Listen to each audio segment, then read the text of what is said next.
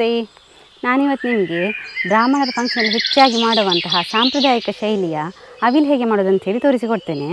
ಇದರ ಹೆಸರು ಕೂಡ ಹೆಚ್ಚಾಗಿ ಯಾರು ಕೇಳಿರಲಿಕ್ಕಿಲ್ಲ, ಆದರೆ ಇದರಲ್ಲಿ ತುಂಬ ತರಕಾರಿ ಹಾಕಿ ಮಾಡುವಂಥ ಒಂದು ರೆಸಿಪಿ. ಹಾಗೆಯೇ ಹಸಿರು ಕಲರ್ ಇರ್ತದೆ ನೋಡಲಿಕ್ಕೆ ಕೂಡ ತುಂಬ ಚೆಂದ, ಹಾಗೆಯೇ ತಿನ್ನಲಿಕ್ಕೆ ಕೂಡ ತುಂಬ ಟೇಸ್ಟ್ ಆಗಿರ್ತದೆ. ಹಾಗಾದರೆ ಈ ಸ್ಪೆಷಲ್ ರೆಸಿಪಿಯನ್ನು ಹೇಗೆ ಮಾಡೋದು ಅಂಥೇಳಿ ನಾನು ಇವತ್ತು ನಿಮಗೆ ತೋರಿಸಿಕೊಡ್ತೇನೆ. ನಾನು Asha Udupa Kateel. Welcome back to Karavali mirror.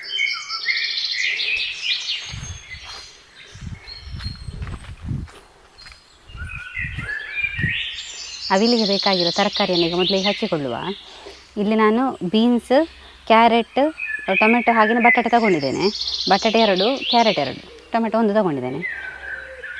ಇದಕ್ಕೆ ಬೇರೆ ತರಕಾರಿ ಕೂಡ ಹಾಕಿಕೊಳ್ಬೋದು, ಅಂದರೆ ಕ್ಯಾಪ್ಸಿಕಮ್ ಹಾಕ್ಕೋಬೋದು, ಮತ್ತು ಬೇರೆ ಯಾವುದಾದ್ರೂ ನವಿಲುಕೋಸು ಏನಾದರೂ ಇದ್ದರೆ ಹಾಕ್ಕೋಬೋದು. ಅಂದರೆ ಇದಕ್ಕೆ ಎಷ್ಟು ತರಕಾರಿ ಹಾಕ್ತೇವೆ ಅಷ್ಟು ಟೇಸ್ಟ್ ಜಾಸ್ತಿ ಬರ್ತದೆ. ನಾನಿಲ್ಲಿ ಇಷ್ಟ ತೊಗೊಂಡು ಸಿಂಪಲಾಗಿ ಮಾಡ್ತಾಯಿದ್ದೇನೆ.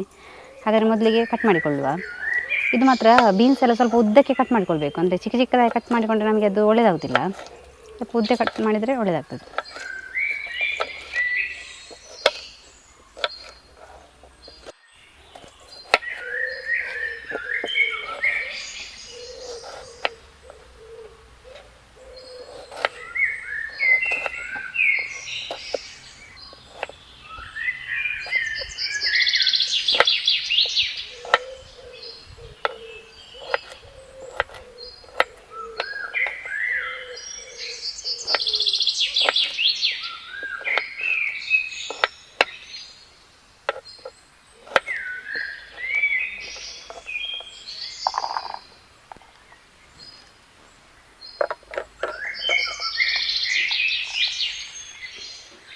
ಇದಕ್ಕೆ ನೀರುಳ್ಳಿ ಕೂಡ ಹಾಕೋಬಹುದು. ನಾನಿಲ್ಲಿ ನೀರುಳ್ಳಿಯನ್ನು ಸ್ಕಿಪ್ ಮಾಡಿದ್ದೇನೆ.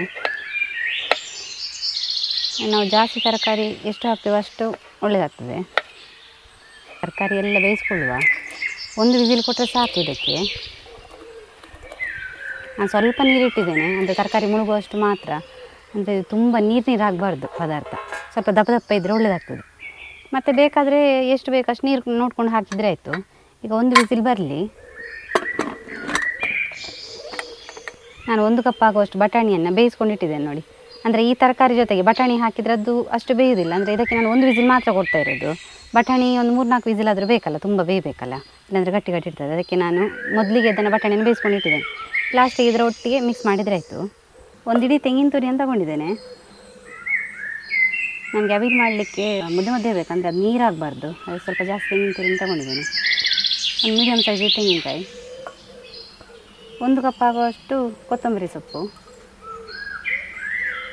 3 ಚಮಚ ಜೀರಿಗೆ, ಹಾಗೆ ಒಂದು 4 ಕಾಯಿಮೆಣಸು. ಅದು ಖಾರ ಜಾಸ್ತಿ ಬೇಕಂತ ಹೇಳೋರು ಸ್ವಲ್ಪ ಜಾಸ್ತಿ ತಗೋಬೋದು. 1 ಇಂಚು ಗಾತ್ರದ್ದು ಶುಂಠಿ ತಗೊಂಡಿದ್ದೀನಿ. 1 ಇಂಚಷ್ಟು ಚಕ್ಕೆ,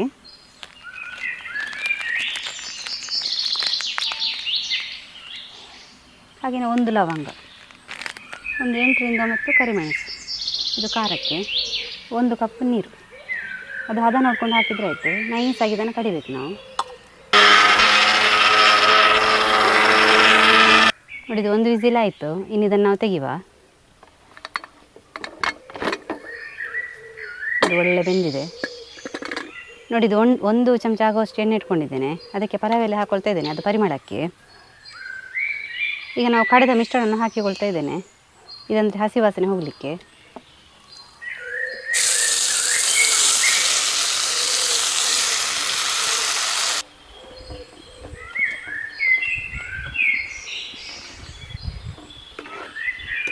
ಈ ಮಿಶ್ರಣಕ್ಕೆ ನಾನು ಬೇಯಿಸಿದ ತರಕಾರಿಯನ್ನು ಹಾಕಿಕೊಳ್ತಾ ಇದ್ದೇನೆ.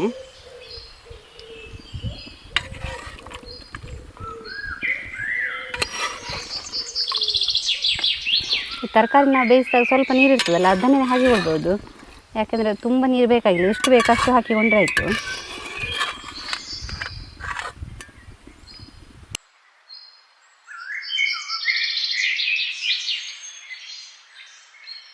ಇನ್ನು ಇದಕ್ಕೆ ನಾವು ರುಚಿಗೆ ತಕ್ಕಷ್ಟು ಉಪ್ಪು ಹಾಕಿಕೊಳ್ಳುವ.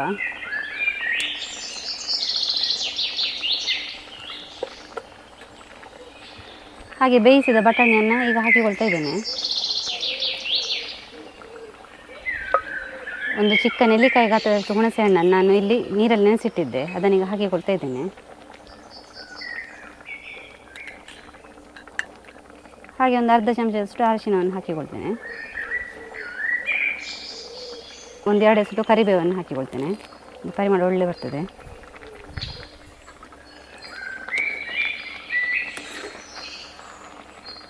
ಇದು ಒಳ್ಳೆ ಕೊದಿ ಬಂದರೆ ಆಯಿತು.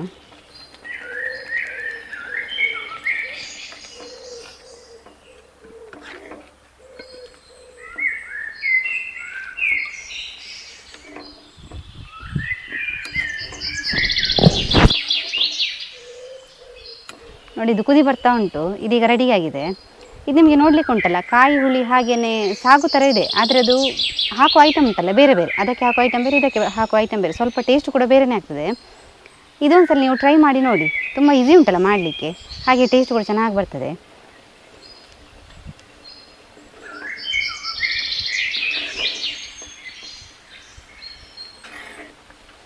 ಇದು ನೋಡಿ ಸ್ವಲ್ಪ ಹೀಗೆ ದಪ್ಪ ದಪ್ಪನೇ ಇರಬೇಕು, ತುಂಬ ನೀರಾಗಬಾರ್ದು. ನೋಡಿದ್ರಲ್ಲ ಅವಿಲ್ ಹೇಗೆ ಮಾಡೋದಂತ ಹೇಳಿ. ತರಕಾರಿ ಎಷ್ಟು ಹಾಕ್ತೀವೋ ಅಷ್ಟು ರುಚಿಯಾಗಿ ಅಷ್ಟು ಚೆನ್ನಾಗಿ ಬರ್ತದೆ. ನೀವು ಕೂಡ ಇದನ್ನು ಮನೆಯಲ್ಲಿ ಟ್ರೈ ಮಾಡಿ. ಹಾಗೆಯೇ ಈ ವಿಡಿಯೋ ಇಷ್ಟ ಆದರೆ ನಿಮ್ಮ ಫ್ರೆಂಡ್ಸ್ ಜೊತೆ ರಿಲೇಟಿವ್ಸ್ ಜೊತೆ ಹೆಚ್ಚಾಗಿ ಶೇರ್ ಮಾಡಿ. ಹಾಗೆಯೇ ಯಾರಾದರೂ ನಮ್ಮ ಚಾನಲ್ನ ಹೊಸಬರು ನೋಡ್ತಾ ಇದ್ದರೆ ಸಬ್ಸ್ಕ್ರೈಬ್ ಮಾಡೋದನ್ನು ಮಾತ್ರ ಮರಿಬೇಡಿ. ಹೀಗೆ ನಮ್ಮ ಚಾನಲ್ನ ಸಬ್ಸ್ಕ್ರೈಬ್ ಮಾಡಿ, ಸಪೋರ್ಟ್ ಮಾಡಿ, ಫಾಲೋ ಮಾಡ್ತಾಯಿರಿ. Thank you.